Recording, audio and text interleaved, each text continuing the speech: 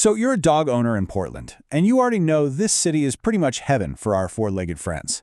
We're going to walk through how to find the right trainer so you and your dog can enjoy all of it side by side.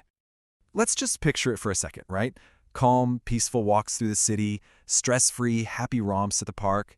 That's the goal, and it's totally achievable with a little bit of help. You know, having a dog here in Portland is its own special thing.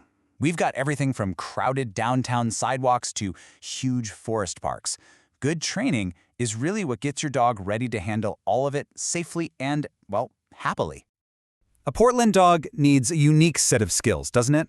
It's so much more than just sit and stay. It's about not losing their mind near a food cart pod, or seeing a bike zip by on the esplanade and just letting it go.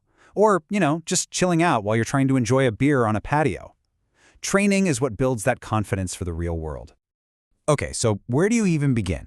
Before you start Googling trainers, it's really helpful to take a quick step back and figure out what your dog actually needs and what you're hoping to accomplish.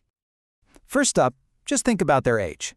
Are you working with a brand new puppy who's a total blank slate? Or do you have an adult dog who's learned a few things you'd like them to unlearn?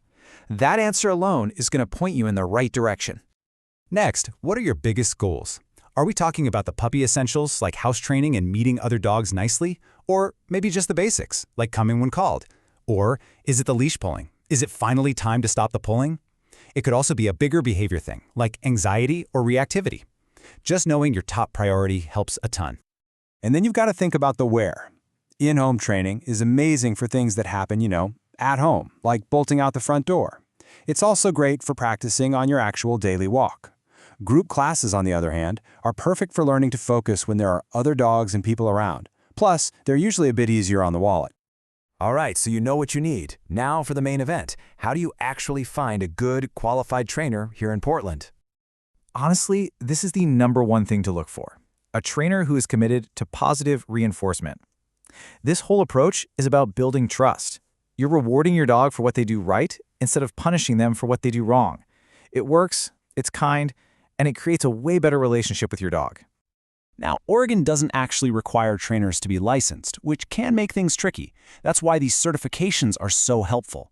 Seeing letters like CPD-TK or KPA-CTP after a trainer's name means they've put in the work, passed some tough exams, and are committed to modern, humane methods. It's a really good sign. Let's talk money, because training is definitely an investment. It helps to know what to expect here in Portland. Looking at 2025 numbers, you can see group classes are usually the most affordable way to get started. Things like private lessons and board and train programs, well, those are a much bigger financial commitment.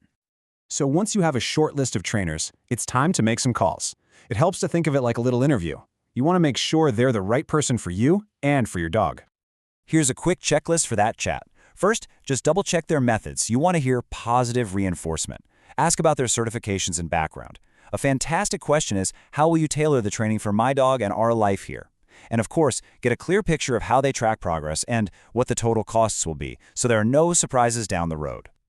A well-trained dog is also just a really good neighbor, and it helps to know a few of the local ground rules for being a responsible dog owner in our city. These are pretty much the big ones. Leashes are a must unless you're in a designated off-leash area. Getting your dog licensed with the county is required. And this one's huge. Always pick up after your dog. It keeps our city nice for everyone. So, after all the research and the practice sessions and the hard work, what's it all for? It's about being able to share so much more of this city with your best friend. Picture yourself hiking on the Wildwood Trail. A mountain biker is coming up behind you, and instead of freaking out, your dog just calmly moves to the side with you, no barking, no lunging, just enjoying the day. Or how about this? You're grabbing lunch with friends on a patio in Alberta. Your dog is just lying down under the table, totally relaxed. Not bothering anyone, not begging for food, just happy to be included. And maybe the best one of all, the doorbell rings, and you can actually open the door without having to wrestle your dog. Your friends can walk right in and get a polite greeting instead of a flying pounce. It just makes your whole home feel calmer. In the end, that's what this is really all about. Training gives your dog confidence because they understand what you're asking of them.